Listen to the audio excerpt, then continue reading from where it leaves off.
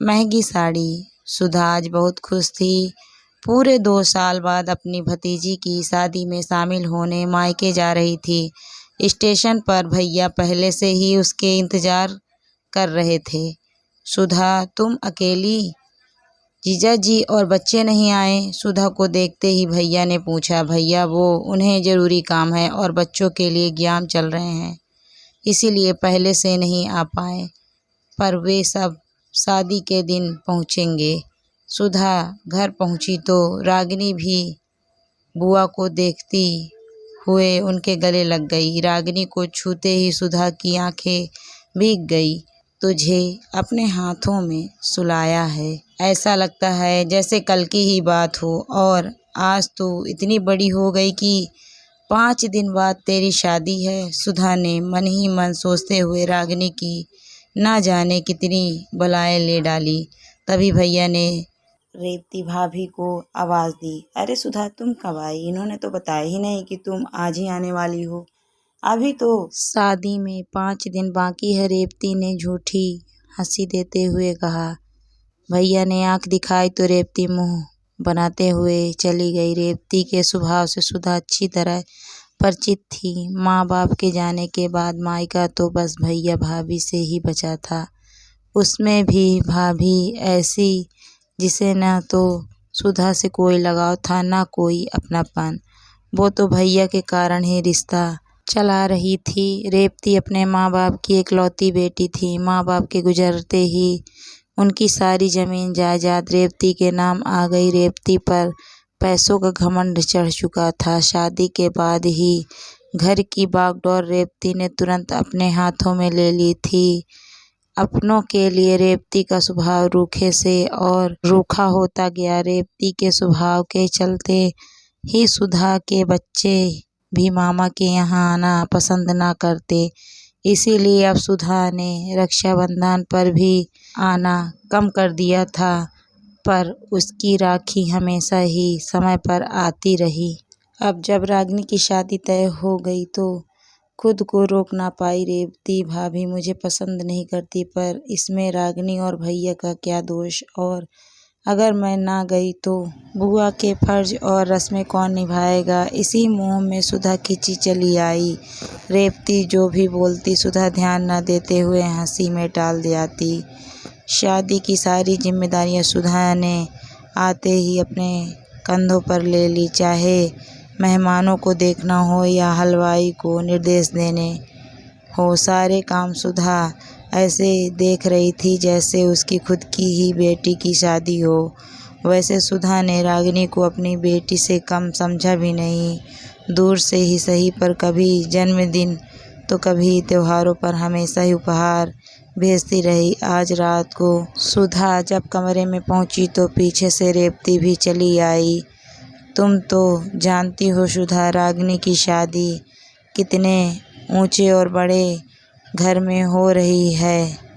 एक से बढ़कर एक वीआईपी लोग शादी में आएंगे। कल रागिनी की हल्दी की रस्म है और रीति के अनुसार बुआ के लाए कपड़ों में ही लड़की को हल्दी लगाई जाती, इसीलिए मैं यह साड़ी लाई हूँ।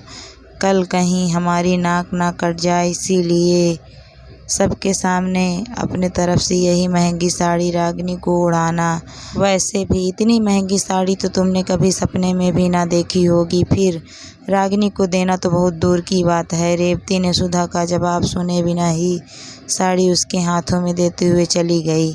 अगले दिन लगभग सभी मेहमान आ चुके थे। रागिनी की मेहंदी और हल्दी की रस्म भी शुरू होने को थी।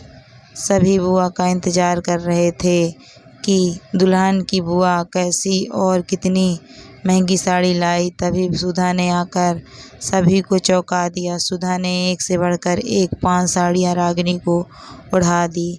हर साड़ी अलग डिजाइन और रंग की थी। सभी औरतें देखती रह गई। अरे वाह सुधा, वैसे तो बुआ एक ही साड़ी लाती है, पर तुमने तो 5-5 साड़ियाँ दुल्हन को ओढ़ा दी, वो भी एक से बढ़कर एक। दिखने में भी बहुत महंगी लगती है। बहुत किस्मत वाली है रेवती जो इतनी अच्छी ननद मिली, वरना आजकल नंदे तो सिर्फ मायके से लेना ही जानती हैं। रेवती की एक दोस्त ने कहा, इन सब की क्या ज़रूरत थी बुआ। रागिनी बुआ को गले लगाते हुए कहा, तेरी बुआ पैसों से गरीब ज़रूर है पर दिल से नहीं। मेरा बस चलता तो ना जाने क्या क्या तुझ पर न्यौछावर कर देती। यह सब तो कुछ भी नहीं। सुधा ने रागिनी का माथा चूमते हुए कहा। रेवती पास खड़ी चुपचाप देखती रही। उसे मन ही मन आत्मग्लानि महसूस हो चली। सुधा की लाई सस्ती और साधारण सी साड़ी से कहीं मेरी नाक न कट जाए, इस डर से मैंने सुधा को कल बहुत शर्मिंदा किया। पर आज सुधा ने न केवल मेरी शान बढ़ा दी बल्कि मेरी आंखें भी खोल दी।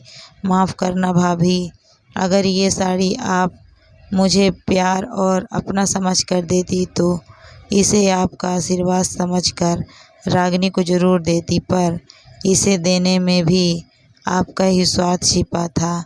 इसमें आपका अभिमान साफ झलक रहा था। इसीलिए मैंने अपना नाम देकर रागिनी को उड़ाना ठीक न समझा। माना मेरी हैसियत आपके बराबर की नहीं, पर अपनी भतीजी के लिए इतना तो कर ही सकती थी। मेहमानों के जाने के बाद सुधा ने रेवती की साड़ी लौटाते हुए कहा, अच्छा चलती हूँ। वैसे भी बुआ की रस्म तो हो चुकी है, मेरे रुकने से कहीं आपकी शादी की चमक फीकी न पड़ जाए। सुधा ने कहा तो रेवती सुधा के पैरों पर गिर गई। मुझे माफ़ कर दो सुधा, आज मैं समझ चुकी हूँ कि अपनों के बीच दिखावे और रुपया पैसों का कोई मोल नहीं। तुम्हारे बिना रागिनी की शादी भला कैसे हो सकती है। सुधा ने झट से रेवती को गले लगा लिया। आज पहली बार ननद और भाभी के खिलखिलाने की आवाज़ से भैया के चेहरे पर मुस्कान छाई थी। एक और कहानी पढ़ने और सुनने के लिए चैनल को सब्सक्राइब करें। दोस्तों, मेरी कहानी कैसी लगी कमेंट करके ज़रूर बताएं। पसंद आए तो लाइक करना ना भूलें। Thank you for watching my video.